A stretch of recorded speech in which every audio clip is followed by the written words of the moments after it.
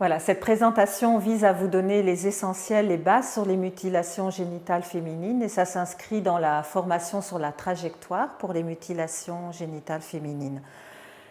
Donc, nous allons passer en revue la définition, les différents types de mutilations génitales féminines, l'importance du problème dans le monde, en Belgique. On expliquera comment la pratique se fait, par qui, à quel âge, pour quelles raisons, quelles sont les conséquences pour la santé et on verra aussi les aspects juridiques. Donc, la définition des mutilations génitales, elle nous vient de l'OMS, de l'Organisation mondiale de la santé. Et si on regarde la date, on voit qu'elle date de 1997, donc c'est en fait assez récent, alors que les mutilations génitales féminines sont en fait très très anciennes. On retrouve des traces 2 ou 3 000 ans avant Jésus-Christ. Et ce qui est important dans la définition, c'est que c'est le fait de couper une partie ou la totalité des organes génitaux de la petite fille ou de la femme pour des raisons culturelles et non pour des raisons médicales. L'Organisation mondiale de la santé va classifier les différents types de mutilations génitales en 4 grands types. Du type 1 à 3 qu'on va passer en revue, c'est un gradient en fonction de ce qui a été coupé, ce qui a été excisé. Et le type 4, ce sont toutes les pratiques non classées. Donc je vais vous montrer des images, des photos. À chaque fois, vous aurez à gauche en rouge la partie qui a été excisée, coupée, et à droite la partie qui a été cicatrisée. Donc dans le type 1, on parle de clitoridectomie puisque c'est le capuchon ou l'extrémité du clitoris qui a été coupée. Je vais aussi vous montrer avec le bassin ce que ça donne. Voilà, donc ici vous avez l'anatomie d'une femme intacte. Donc on voit ici le clitoris, le capuchon du clitoris, les petites lèvres, les grandes lèvres. Donc ici, une dame qui n'a pas été excisée. Dans le type 1, la clitoridectomie, on va avoir le capuchon ou l'extrémité du clitoris qui va être coupée. Les petites lèvres sont toujours intactes. Une fois que la cicatrisation est faite, comme on peut voir sur le dessin de droite, la cicatrice peut être petite et peut être ratée même par des gens de la santé, des sages-femmes, des pédiatres, des gynécologues ratent en fait ce type d'excision s'ils ne sont pas sensibilisés. Le type 2, c'est la forme de mutilation génitale la plus répandue de par le monde. Donc vous voyez qu'ici, on a coupé non seulement l'extrémité du clitoris, le gland du clitoris, mais aussi les petites lèvres. La cicatrisation ici donne une cicatrice de 2 ou 3 cm au-dessus du méa urinaire.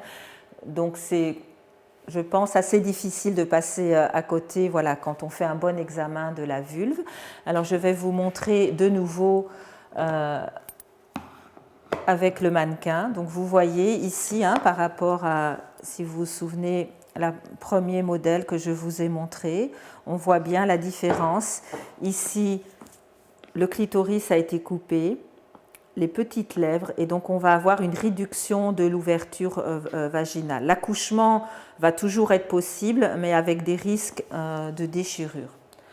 On voit sur le dessin de droite que le méa urinaire, par là où on fait pipi, est toujours visible. Il arrive que chez certaines femmes, la cicatrice va descendre et va cacher le méa urinaire et peut entraîner des problèmes au moment d'uriner. Ce type de mutilation génitale, c'est le plus fréquent de par le monde. Il représente environ 85% de toutes les formes, tous les types de mutilation génitale féminine. Le type 3, comme vous voyez, c'est le type le plus sévère, même si tout ce que je vous présente sont des mutilations génitales féminines. Le type 3, le clitoris a été coupé, les petites lèvres et les grandes lèvres ont été mises à vif pour être cousues. Ici, avec du gros fil. Parfois, en Somalie, on coud aussi avec des épines d'acacia.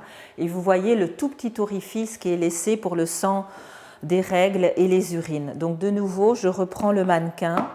Et vous voyez, donc même quand on n'est pas du domaine médical, si on n'est pas médecin, sage-femme, infirmière, on imagine les problèmes à l'accouchement et dans la vie de tous les jours juste pour faire pipi ou quand on a ses règles. Donc le sexe est complètement cousu, on a un tout petit orifice qui est laissé. Parfois cet orifice se bouche et c'est d'ailleurs une cause de problème pour la santé. Et vous imaginez aussi la première nuit de noces l'homme en fait doit forcer sa femme et parfois il doit faire appel à l'exciseuse parce qu'il n'y arrive pas.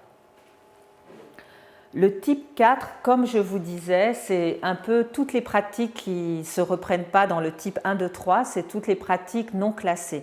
On va retrouver certaines pratiques où on va plutôt étirer les petites lèvres, comme dans la région des Grands Lacs, par exemple, au Rwanda, au Burundi. On a d'autres pratiques qui vont être ce qu'on appelle en anglais le pricking, donc juste de piquer sur le capuchon du clitoris, ou alors l'incision, on va faire une petite incision sur la tête du clitoris, on va faire une petite incision qui va être quasi invisible.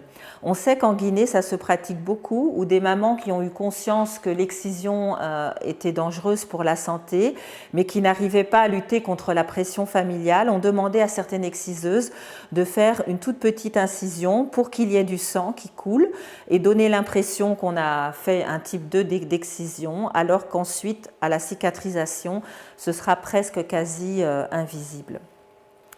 Alors, où se pratiquent les mutilations génitales féminines? Un des outils les plus importants, c'est la carte. On va voir sur la carte du monde que finalement, ce n'est pas que l'Afrique subsaharienne. Souvent, on a tendance à croire que l'excision, c'est un problème africain. Or, maintenant, on se rend compte, si vous voyez la carte, que évidemment, on a toute la zone d'Afrique subsaharienne, mais on a aussi l'Asie qui est touchée avec l'Indonésie, où plus de 50% des petites filles sont excisées en Indonésie. On a aussi au Moyen-Orient, on a en Irak, au nord de l'Irak, dans les populations kurdes, où on retrouve aussi un fort pourcentage d'excision. Donc les pays ne sont pas égaux face à la pratique. Les pays en rouge sont des pays à forte prévalence, où on est à plus de 3/4 des femmes ou des filles excisées, et il y a des pays où on a des prévalences beaucoup plus faibles. Donc le plus grand déterminant pour l'excision, ça va être en fait les ethnies plutôt que les pays. Donc il y a certaines ethnies qui vont pratiquer et pas d'autres. Ça sera important pour la suite aussi à se rappeler. Alors dans le monde, on estime que c'est 200 millions de filles et de femmes qui sont déjà excisées, c'est énorme, et que la moitié des femmes excisées de par le monde se retrouvent dans 3 pays essentiellement, donc l'Égypte, l'Éthiopie et l'Indonésie. Et que chaque année, c'est 3 millions de petites filles qui sont à risque, donc ce n'est pas rien. En Belgique, on vient de terminer une nouvelle étude qui montre que 17 000 femmes et filles excisées vivent sur le territoire en Belgique et 8 000 petites filles sont à risque. Donc les 8 000 petites filles sont principalement des petites filles nées en Belgique de mamans excisées ou des petites filles arrivées très jeunes sur notre territoire avant l'âge de l'excision. Donc, au sein du réseau d'accueil, donc dans les structures d'accueil de demandeurs d'asile, que ce soit en individuel ou dans les centres collectifs, grâce à l'étude, on a pu savoir qu'au 31 décembre 2016, on estimait à 1155 filles et femmes excisées qui étaient accueillies dans le réseau d'accueil. Et entre autres, les populations les plus concernées, les 5 pays les plus fréquents étaient Somalie, Guinée, Irak, Érythrée et Djibouti. Et ce qui est important à voir, c'est que dans ces 5 pays, on a la Somalie, l'Érythrée et la Djibouti, où en fait on a des femmes qui présentent l'excision de type 3, infibulation, où il y aura des besoins spécifiques au niveau médical, d'où l'importance des formations. Alors, qui pratique les mutilations génitales féminines? Dans les pays où cela se pratique, en général, ce sont des vieilles femmes, des accoucheuses traditionnelles. Il n'y a pas d'école pour... on ne va pas à l'école pour apprendre à être exciseuse. C'est souvent un passage même de mère en fille. Il y a des castes au Sénégal, les forgerons, où la mère va donner le couteau à sa fille et va l'initier. Dans certains pays, comme en Égypte ou au Nigeria, ce sont des barbiers, des hommes, parce qu'ils ont les lames pour raser qui vont couper, moyennant paiement. Et puis, quelque chose qui nous inquiète particulièrement, c'est la médicalisation de l'excision. Donc, l'Égypte est un des pays où il y a le plus de médicalisation de l'excision, mais il y a d'autres pays comme le Kenya et la Guinée qui sont en train de suivre l'Égypte. Mais en Égypte, 3/4 des excisions des filles sont faites par des médecins. Donc ça nous inquiète vraiment. La stratégie de médicaliser l'excision n'a jamais été une stratégie pour arrêter l'excision, parce qu'en Égypte, on est à plus de 90% de filles qui sont excisées et de femmes, donc on voit bien que ça ne marche pas. Et l'OMS est vraiment contre la médicalisation, parce que ça, c'est des questions qu'on a souvent des médecins. Alors en Europe, qu'est-ce qui se passe? On sait qu'en France, un pays voisin à la Belgique, il y a déjà eu plusieurs cas de procès pour des excisions faites en banlieue parisienne. Donc des exciseuses ont migré en même temps que le reste de leur communauté et ont pratiqué en France.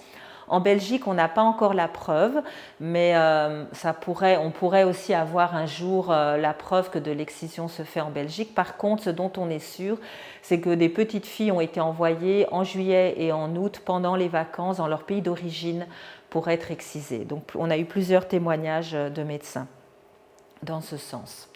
Alors à quel âge l'excision se pratique? Il n'y a plus vraiment d'âge. Il y avait une époque où en fait l'excision était vraiment un rite d'initiation et les petites avaient été en prépubère, elles étaient emmenées dans la forêt sacrée, on les initiait pour être des futures épouses, on leur apprenait plein de choses et maintenant on se rend compte que c'est devenu plutôt un rite identitaire plutôt qu'initiatique, donc il faut être coupé pour faire partie du groupe. Et alors, quel que soit l'âge, le plus important, c'est d'être excisé, c'est d'être coupé. Donc moi, j'ai vu dans mes consultations des bébés excisés et j'ai vu des femmes excisées très tardivement. Donc je me souviens d'une patiente sénégalaise qui avait été excisée à 21 ans au moment du mariage, puisque sa belle famille s'était rendue compte qu'elle était toujours intacte et la considérait comme impure. Donc comment c'est pratiqué? C'est pratiqué la plupart du temps sans anesthésie. La petite fille, elle est prise par surprise, elle est prise par ses proches. Donc ça, souvent, c'est quelque chose dont elle se souvient bien, qu'il y a 4 ou 5 grosses femmes qui se sont assises sur elle, qui lui ont écartelé les bras, les jambes. Donc c'est très traumatique. On va prendre tout ce qui va couper, donc chez certaines communautés c'est des couteaux, chez d'autres c'est la lame de rasoir, un bout de verre, et pour l'infibulation, quand il faut recoudre, ça dure encore plus longtemps, 15 à 20 minutes, et puis on va appliquer sur la plaie des cendres, de la terre, des cataplasmes qu'on a fait localement pour stopper l'hémorragie, avec tout le risque infectieux qu'on peut imaginer. Donc justement, au niveau des risques infectieux, quelles sont les complications immédiates? On a 2 types de complications, au moment même où on fait l'excision et puis après à long terme. Donc les complications immédiates, c'est vraiment l'hémorragie et les petites filles peuvent mourir d'hémorragie parce que c'est une zone très vascularisée, il y a beaucoup de vaisseaux et des petites filles peuvent vraiment se vider de leur sang en quelques heures et mourir. Il y a le risque infectieux, on en a parlé, soit parce que parfois c'est fait à même le sol, c'est fait avec des instruments non stériles. Et si on met en plus des cataplasmes faits localement, on peut avoir le risque infectieux. C'est une douleur très très intense. Je vous invite à lire des romans, des biographies de jeunes femmes et femmes qui ont été excisées, comme Waris Dirie, Fleur du désert. On a aussi Mutilé de Kadi Koïta, On m'a volé mon enfance de Diarra Touba. Il y a beaucoup de femmes qui ont raconté par quoi elles sont passées. Et si vous lisez leur biographie, vous voyez que la plupart ont perdu connaissance à cause de cette douleur très très intense, où elles ont pensé mourir. La rétention d'urine, parce que ça fait tellement mal que ça brûle que les petites se retiennent, et aussi parce qu'au moment de l'infibulation, souvent on va serrer avec une corde, on va serrer les jambes de la jeune fille et pendant 3 semaines on va la laisser les jambes serrées avec la corde et elle va devoir uriner sur elle et souvent c'est pas facile et c'est pour ça qu'il y a une rétention d'urine. Quand la petite se débat, on peut blesser des organes voisins, on peut blesser l'anus, l'urètre et donc on peut avoir d'autres problèmes, des fuites urinaires, des fistules suite à la mutilation génitale féminine.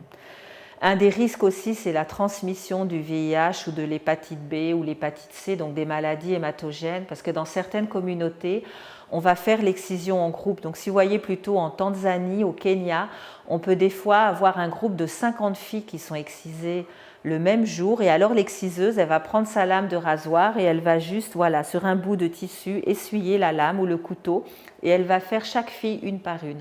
Donc on imagine le risque infectieux. Donc maintenant, par rapport aux complications à long terme, Elles vont varier aussi en fonction des types. Et on peut imaginer, je vous rappelle, pour l'infibulation, quand le sexe est complètement fermé, on va avoir l'urine et le sang qui vont stagner derrière la cicatrice et ça va entraîner des infections. Déjà des douleurs en urinant, mais aussi il y a un gros risque infectieux.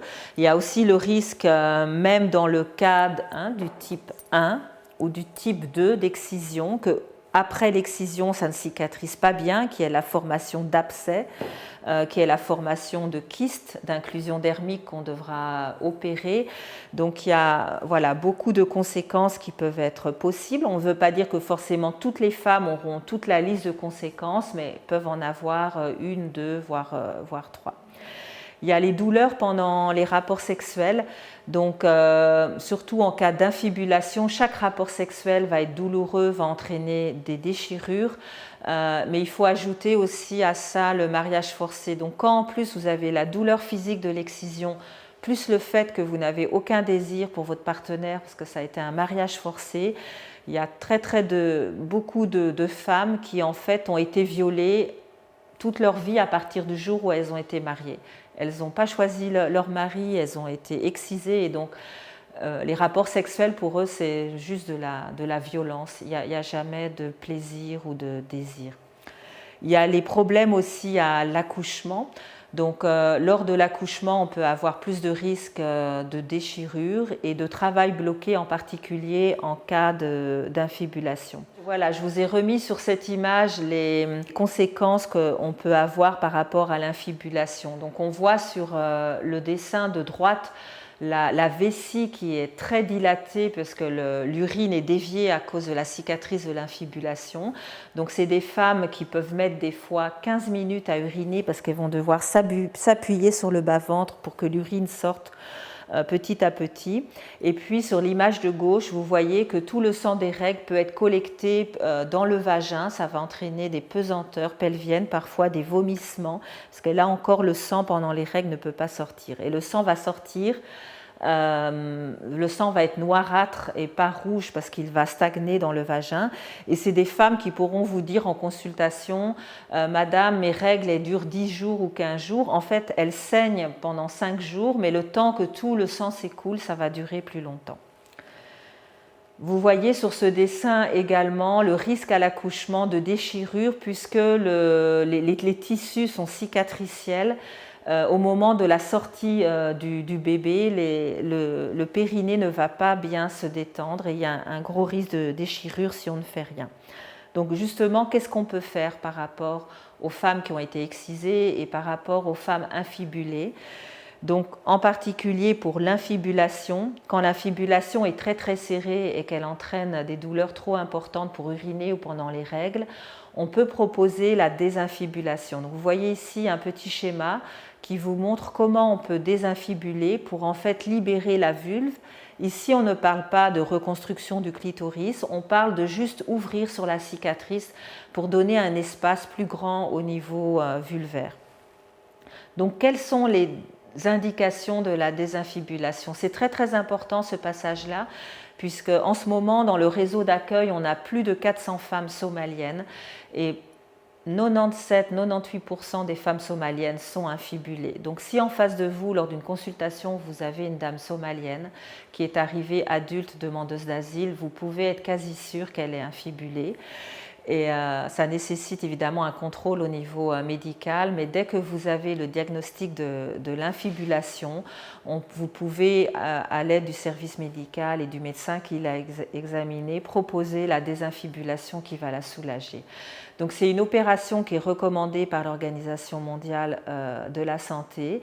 Elle peut se faire aussi pendant la grossesse. Ça c'est peu connu, mais au lieu d'attendre au moment de l'accouchement, au risque de tomber sur une équipe qui ne sait pas comment pratiquer la désinfibulation au moment de l'accouchement, on peut proposer d'ouvrir la cicatrice sous anesthésie au moment du 2e trimestre. L'avantage, c'est que on le fait de manière non urgente, on a le temps de bien expliquer ce qui va se passer, ça va déjà soulager la femme pour uriner pendant sa grossesse, il y aura moins de douleur pendant les touchés vaginaux et elle va accoucher comme ça en toute sécurité pour éviter des césariennes. Parce que même en Belgique, on a des médecins qui font des césariennes par méconnaissance de la désinfibulation. Donc ça, c'est vraiment important. Si vous vous adressez une femme à un médecin et vous voyez qu'il ne propose pas la désinfibulation alors qu'elle est enceinte, vous pouvez demander conseil dans un centre d'expertise comme C'est ma vie, par exemple. Donc la cicatrisation après une désinfibulation se fait très très bien, ça cicatrise très très bien, ça ne nécessite pas une hospitalisation, sauf si la femme habite très très loin et que vous préférez qu'elle passe une nuit à l'hôpital, elle peut retourner le soir dans le centre. C'est important de bien préparer avec elle cette opération, ça va entraîner un changement dans son corps, c'est-à-dire qu'avant, elle faisait pipi en 10-15 minutes, elle ne faisait pas de bruit quand elle urinait. Ensuite, elle va faire pipi en quelques secondes. Quand elle aura ses premières règles, ce sera du sang rouge, ça peut l'inquiéter. Donc tout ça, c'est important de bien expliquer à la femme. Et parfois, il y a une pression sociale, même dans les centres de demandeurs d'asile, où le reste de la communauté somalienne peut demander « Qu'est-ce que tu es allé faire à l'hôpital? Qu'est-ce qu'on t'a fait? Est-ce qu'on t'a ouverte ?» Donc ça nécessite de la part du service médical vraiment une confidentialité, même quand on donne un dépliant du centre C'est ma vie, par exemple, à Bruxelles, ou alors qu'on l'adresse au CHU La Citadelle à Liège pour une désinfibulation. Ça entraîne beaucoup, il faut garder ça vraiment en confidence avec la femme parce qu'elle peut subir des pressions de la part de sa communauté. Quelles sont les conséquences psychologiques? On en parle très peu, souvent on va faire un focus sur les complications médicales. Or, il y a aussi des conséquences psychologiques pour les femmes excisées. Comme pour les conséquences physiques, elles se séparent en deux. On a les conséquences immédiates sur le moment même et les conséquences à long terme. Les conséquences immédiates, on va avoir tout un terrain pour le stress post-traumatique, c'est-à-dire que la petite fille, elle est prise par surprise. Il y a un moment d'horreur, de sidération, d'effroi. Elle ne comprend pas. Parfois, on va lui mentir. On va lui dire « Lève-toi à 5 heures demain, mets ta belle robe, prends une douche, lave-toi bien. On va à un mariage, on va à une fête, on va au cinéma. » Et si vous entendez les récits des filles, la plupart, on ne leur a pas dit parce que je pense qu'elles seraient parties. Donc, on les prend par surprise. Donc, il y a cette peur. La veille, leur maman était leur amie, leur confidente, leur protectrice. Et le même jour, le lendemain matin, la maman est celle qui vous conduit chez la bouchère, chez la dame qui va vous couper, et ça, c'est très, très dur. Il y a des angoisses de mort. On a des témoignages de femmes qui le disent texto. Je pensais mourir, j'ai vu la mort. Ce jour-là, les secondes m'ont semblé des heures tellement ça faisait mal.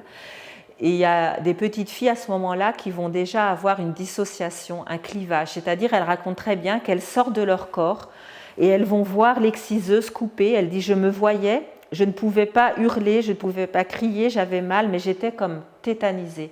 Et on a la même chose dans le cas des violences sexuelles. Une jeune femme qui est violée et c'est pris après par du consentement, malheureusement, souvent elle est tellement pétrifiée, tétanisée qu'elle n'a aucun son qui sort de sa bouche. Et après on va dire elle était consentante parce qu'elle n'a rien dit. Et c'est la même chose pour l'excision. Il y a des filles qui ont tellement mal, qui sont tellement terrorisées qu'il y a que, elles n'ont plus la force de crier.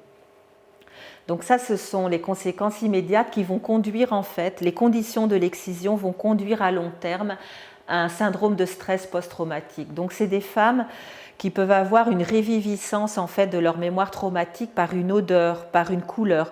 Vous pouvez avoir sur la table une paire de ciseaux et parce qu'elles ont été coupées avec une paire de ciseaux, elles vont être de nouveau dissociées, elles vont se retrouver le jour de leur excision comme si elles avaient 7 ans et elles revoient toute la scène.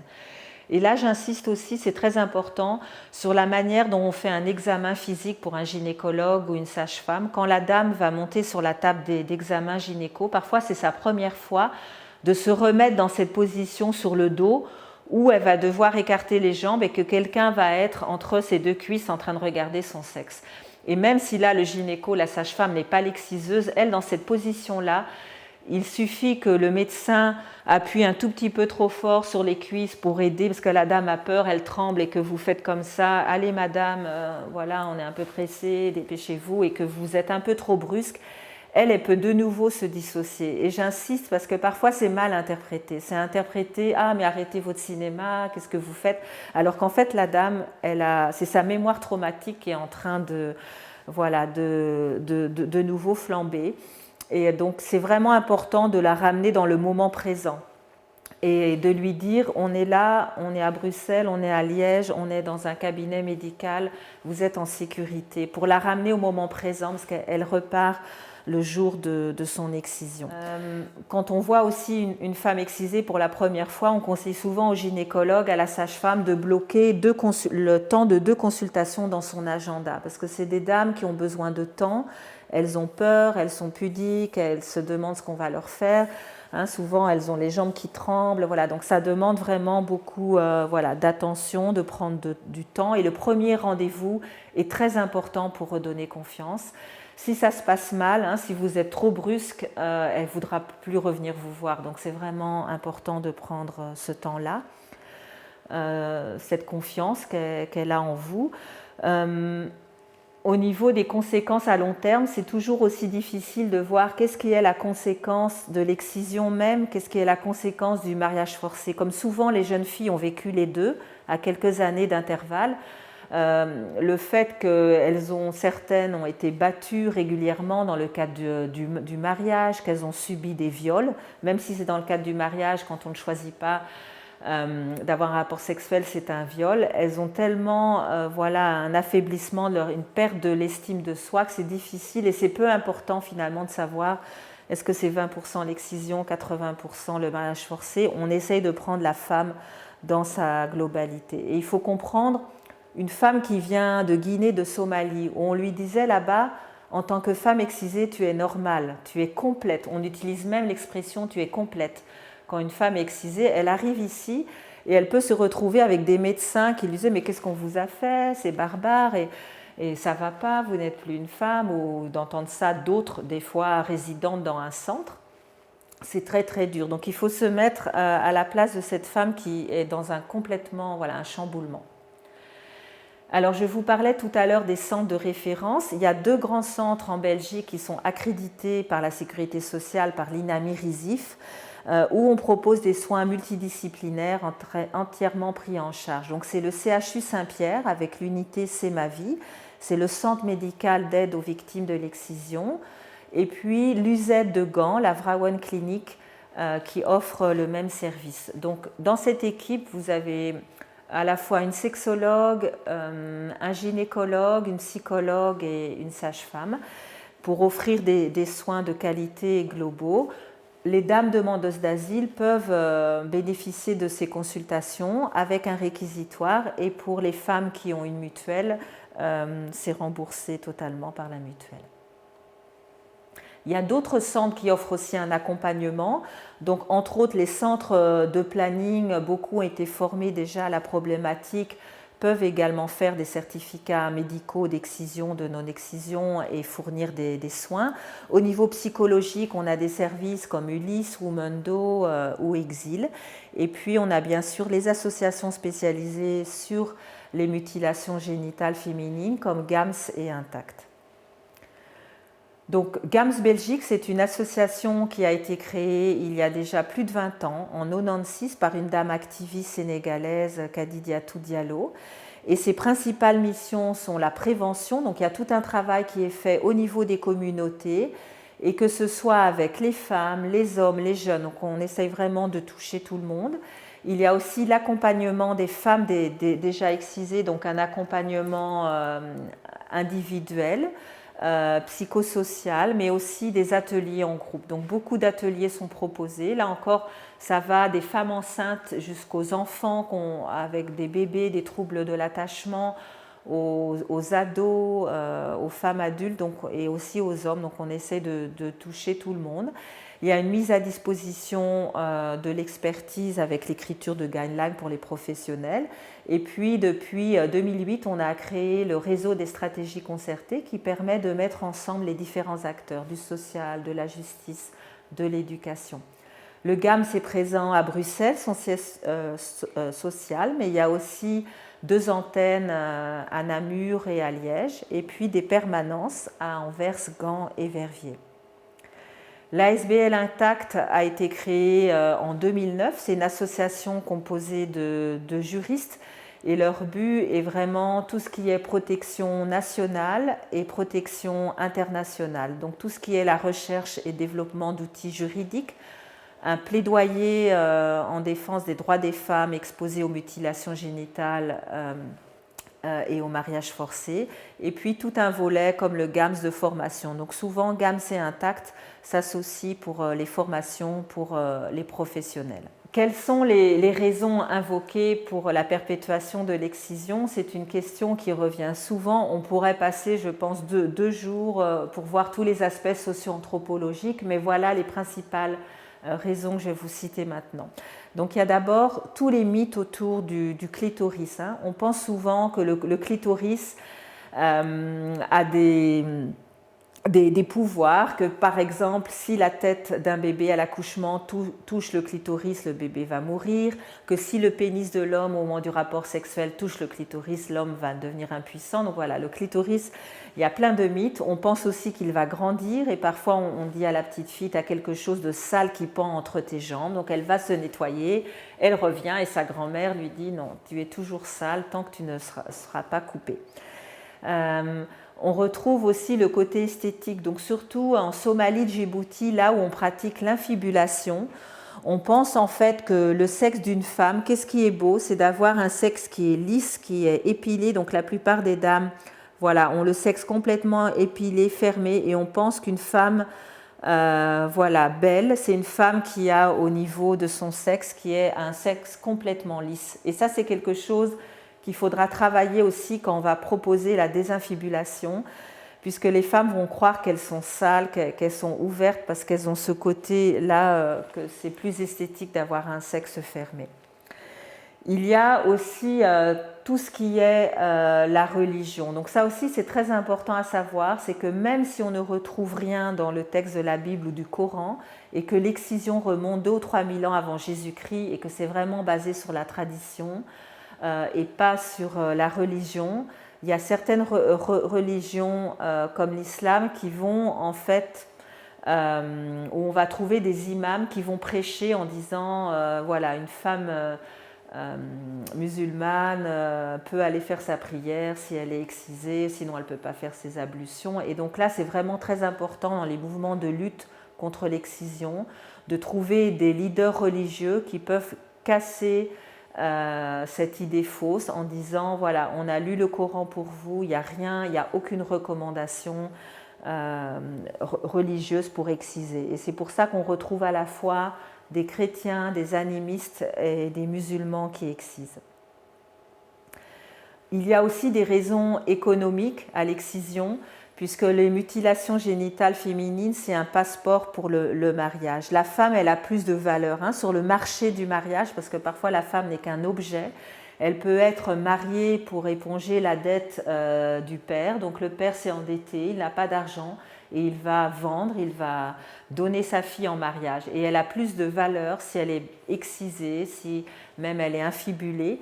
Et donc c'est pour ça qu'il y a aussi des cas de réexcision. Il y a des petites filles en Somalie qui vont écarter les jambes pour faire pipi, ça va se décoller et on va les réinfibuler parce qu'on va leur dire sinon, voilà, on va croire qu'elles ont eu des rapports sexuels avant le mariage et elles ne seront pas mariables. C'est aussi une source de revenus pour les exciseuses. Les exciseuses sont des femmes très importantes dans les villages, dans les communautés et dans les projets qui visent à arrêter l'excision. Il faudra trouver des activités génératrices de revenus pour ces exciseuses. Mais en fait, quand on voit tout ça, qu'est-ce qui reste? C'est qu'on est vraiment sur des violences basées sur le genre. Le but, je dirais, ultime de toutes ces mutilations, c'est de contrôler la sexualité féminine. L'orgasme féminin, ça a toujours fait peur aux hommes. Et alors, c'est une manière de contrôler cette liberté sur les femmes, de contrôler leur accès à la sexualité, contrôler leur virginité. Et l'excision est dans un continuum de violence. Donc c'est comme la première violence avant celles qui vont suivre. Donc souvent les filles peuvent être excisées à 5 ans, à 6 ans, elles vont être mariées de force à 13-14 ans, elles vont subir des violences sexuelles plus tard adultes. Et donc on est vraiment dans un continuum de violence. Et plusieurs femmes en témoignant disaient « Le jour de mon excision, j'ai perdu mon enfance. J'ai tous mes idéaux, tous mes rêves d'aller à l'école, d'avoir un travail, d'être quelqu'un d'important. Non, je savais déjà, voilà, je suis excisée. Après, c'est le mariage qui va m'attendre et je n'aurai pas de choix dans ma vie. » Et je vais maintenant laisser la parole à ma collègue d'Intact, Charlotte Campo, qui présentera les aspects juridiques.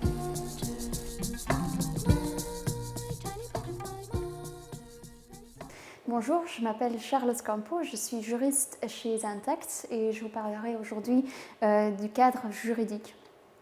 Les mutilations génitales féminines constituent une vraie violence liée au genre qui s'inscrivent vraiment dans un contexte discriminatoire à l'égard des femmes. Au niveau international, on a plein de conventions, plein de traités, etc., qui montrent vraiment bien que aussi l'excision constitue une violation de droits fondamentaux des femmes.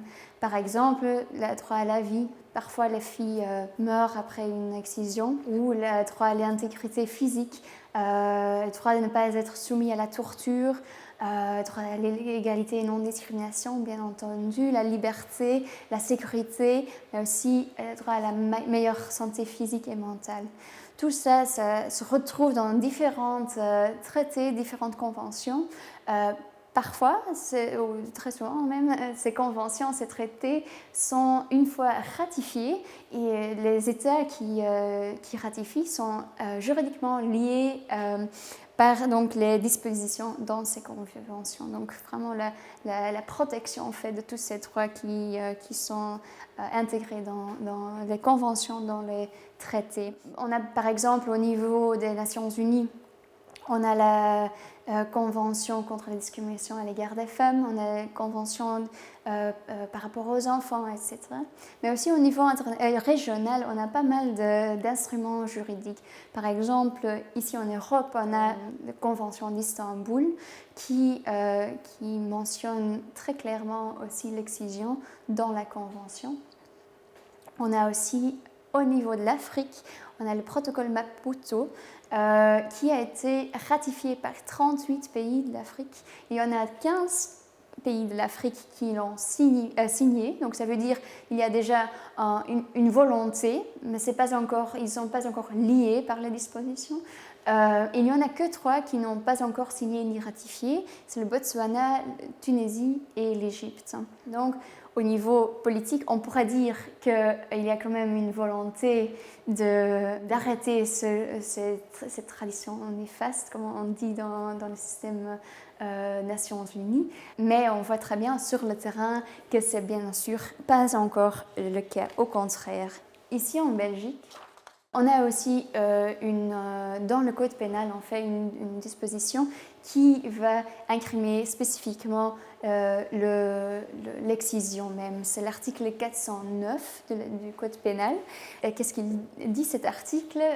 Il dit toute personne en fait, qui pratique donc l'excision, mais aussi celui qui va faciliter ou favoriser l'excision ou une forme d'excision peut être poursuivie juridiquement. La victime, même si elle accepte, ça ne change rien par rapport donc, à l'incrimination de l'auteur. Les peines vont de 3 à 5 ans de prison, mais avec des circonstances aggravantes pourraient amener jusqu'à 15 ans de prison, par exemple, si la personne en question meurt après l'excision.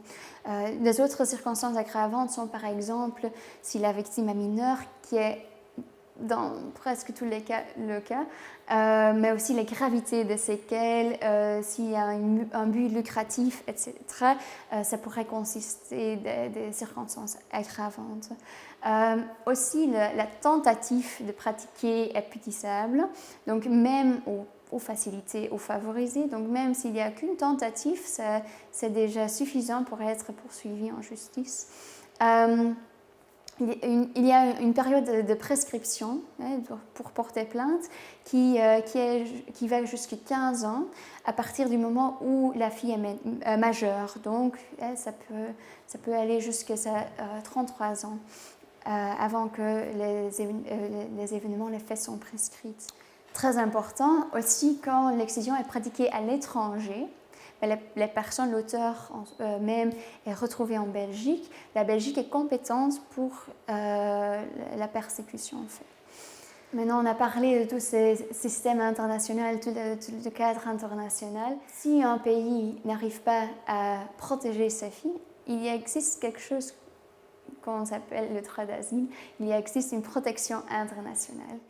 Un principe très important dans le cadre de notre droit d'asile, c'est le principe de non-refoulement. Non-refoulement. Et qu'est-ce que ça veut dire? Ça veut dire qu'un État ne peut pas renvoyer. Donc, si une personne est sur le territoire d'un État, l'État ne peut pas renvoyer la personne à son pays d'origine si on sait qu'elle risque une persécution là-bas. En ce moment, c'est à l'État, là où elle se trouve, la personne, de protéger la personne. Vous voyez dans la Convention de Genève qui est un peu le base de notre droit d'asile, que la définition de ce que c'est une personne réfugiée. Donc, qu'est-ce que c'est l'asile? Qu'est-ce que c'est un réfugié? C'est quelqu'un qui a une crainte fondée de persécution et l'État, donc le pays d'origine, ne peut pas protéger cette personne. On va analyser un peu cette définition. Il doit avoir une crainte fondée, individuelle et actuelle. Ce qui veut dire la personne qui demande l'asile doit craindre une persécution et cette crainte, c'est individualisé. C'est moi, personnellement, qui risque de subir cette persécution. Ça doit être actuel, ça veut dire au moment d'introduire la demande, elle doit avoir cette crainte. Ce qui veut dire qu'elle ne doit pas avoir la crainte au moment de partir de chez elle. Si elle est ici depuis quelques moments et la crainte vient en ce moment, elle demande d'asile au moment de la crainte, c'est aussi valable. C'est important parce que, par exemple, une femme qui vient d'un pays où l'excision, ça se fait, et elle accouche d'une fille, par exemple, cette fille peut avoir une crainte d'excision au cas de retour à son pays d'origine, ce qu'on s'appelle le principe du réfugié sur place. Donc ça aussi, ça constitue une crainte conformément à la Convention de Genève. Une acte de persécution, qu'est-ce que c'est persécution? Il ne faut pas le prendre trop strict, c'est vraiment au sens large. Chaque type de persécution ou chaque type de violence avec une certaine gravité peut constituer une persécution conformément à la Convention. Pas seulement de l'État même, donc pas seulement vertical, aussi horizontal, aussi entre les personnes privées par exemple, pour autant que l'État même ne peut pas garantir la protection de la personne en soi. Donc l'absence de protection effective est très importante dans cette définition. Mais maintenant, pour quelles raisons elle doit avoir cette crainte de persécution? Il y en a pas mal de possibilités du fait de sa race, sa religion, ses convictions politiques, etc. Aussi l'appartenance d'un groupe social. Dans le cas d'espèce, c'est le fait d'être femme, une violence de genre. Le HCR, donc le Haut Commissariat des Nations Unies, a créé ou a constitué une note d'orientation en 2009 où ils expliquent comment ils voient l'excision, donc les MGF, par rapport à la définition de la Convention de Genève. Vous allez voir dans cette note que l'excision est vue comme une forme de persécution liée au genre, comme on vient de dire. Donc l'HCR confirme cette façon de voir MGF dans le cadre d'asile.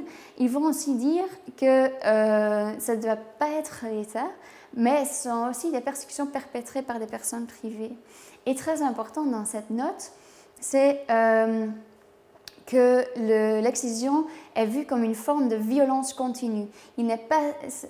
C'est pas seulement au moment de l'excision même qu'on expérience une forme de violence, mais ça continue dans la vie de la personne, de la fille, de la femme en question.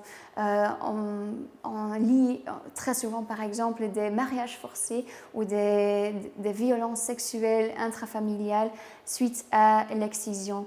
Et l'HCR dit clairement que l'MGF est considéré comme une forme de violence continue.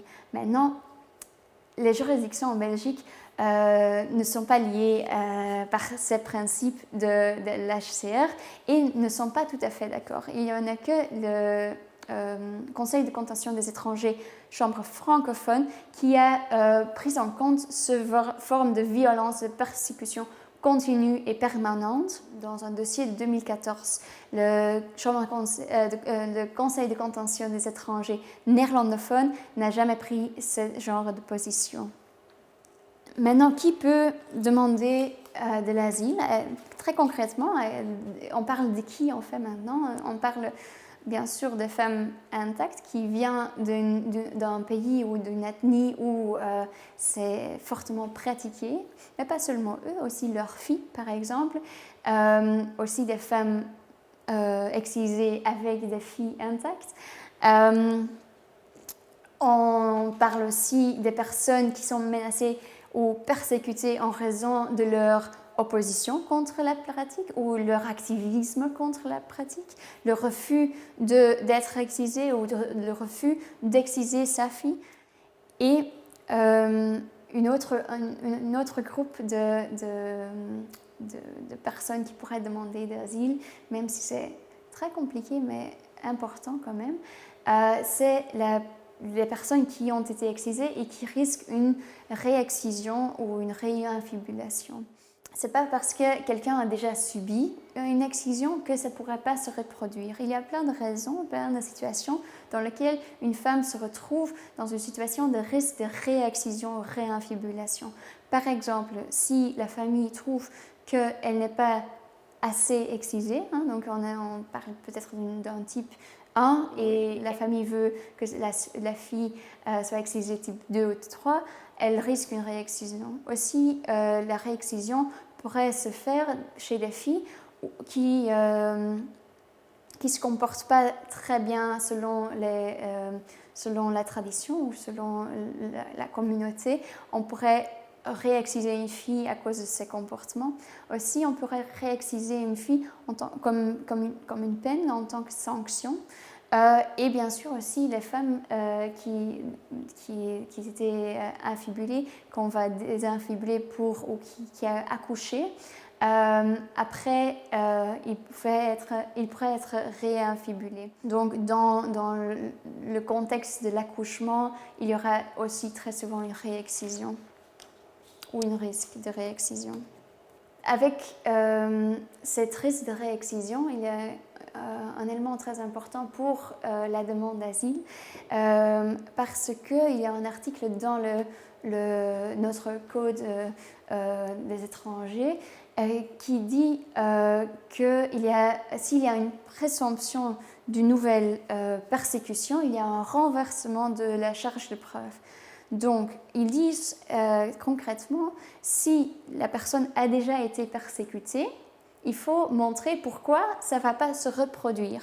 Donc, en cas d'une excision d'une fille, il y a un renversement de preuves et ce serait donc à l'État, au CGR, de montrer pourquoi ça ne se reproduira pas. Maintenant, comment bien fournir des documents, comment construire un dossier d'asile? Il y a pas mal de questions, il y a pas mal de difficultés pour établir les faits qui sont liés à l'excision. Comment on peut prouver, par exemple, qu'une fille a été mariée de force? Ou comment on peut montrer la violence ou les problèmes physiques s'il n'y a pas nécessairement de traces? comment prouver la violence psychologique, etc. Ce n'est pas très facile et c'est pour ça aussi que c'est très important que tous les acteurs impliqués autour de cette fille ou de cette femme se réunissent et que c'est vraiment un travail d'équipe. On doit fournir pas mal de documents pour vraiment avoir un bon dossier d'asile. Tout d'abord, il y a bien sûr les recherches de documents officiels, même si c'est très très compliqué parfois. Par exemple, pour un mariage forcé, très souvent, ça se fait, ce sont des mariages coutumiers et donc on n'a pas des documents type officiels pour montrer qu'elle a dû se marier de force. Il pourrait par exemple aussi avoir une preuve médicale que ses sœurs ou ses cousines ont été excisées dans certains cas, mais très souvent ce n'est pas le cas, bien entendu. Le plus important très souvent dans la demande d'asile, c'est les récits de la personne même. Au CGRA, par exemple, à l'Office des étrangers tout d'abord.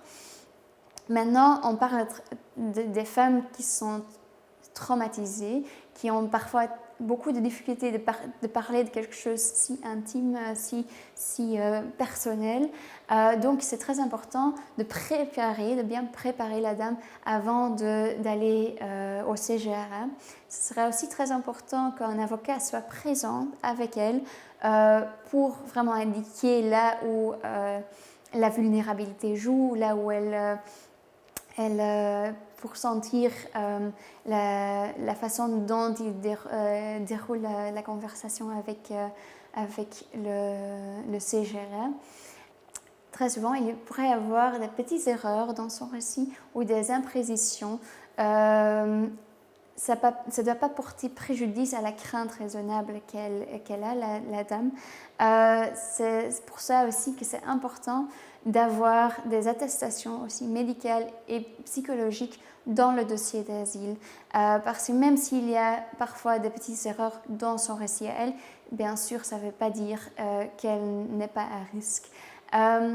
Donc, ce serait aussi très important d'avoir des attestations psychologiques ou médicales, par exemple aussi pour justifier des petites précisions qu'il a dans le récit, pour montrer aussi que cette confusion peut être résultat d'un trauma antérieur. Aussi, un document de médecin peut montrer le type d'excision que la fille a eue ou le fait qu'une fille est intacte et donc à risque d'une excision. Encore des éléments à fournir dans le dossier d'asile sont des éléments objectifs par rapport à la situation du pays d'origine, par rapport à l'ethnie de la dame ou de la fille, pour montrer vraiment qu'il y a un gros pourcentage, il y a un gros risque que ce groupe vont forcer une excision sur la fille. Dans le site aussi, l'importance de l'information objective sur la pratique et la violence de genre dans le pays d'origine, le fait qu'il faut prendre en compte le profil de la demandeur d'asile et donc prendre en considération la vulnérabilité, l'importance des certificats médicaux, des rapports psychologiques et quand même important de dire quelques mots là-dessus, la bénéfice du doute. Ce n'est pas parce que quelques aspects de ces déclarations ne sont pas très précis qu'elle ne pourra pas avoir un bénéfice du doute. Il y a un article dans le Code d'asile qui dit clairement ça, c'est l'article 48.6. On pourrait dire que l'excision, la mutilation génitale féminine sont une problématique très lourde, très complexe, très intime et personnelle, qu'elles ont un impact énorme tant au niveau médical que psychologique sur la femme tout au long de sa vie, mais aussi sur sa famille, sur son partenaire, dans son couple. que c'est important d'être proactif dans la conversation, dans le contact avec la femme et son entourage, de donner des informations, d'aborder le sujet avec tact, dans le mot, dans la façon de dire les mots qu'elle utilise elle-même, et de vraiment repérer les signaux qui indiquent qu'une femme est excisée ou que sa fille est à risque de l'être. Je vous remercie.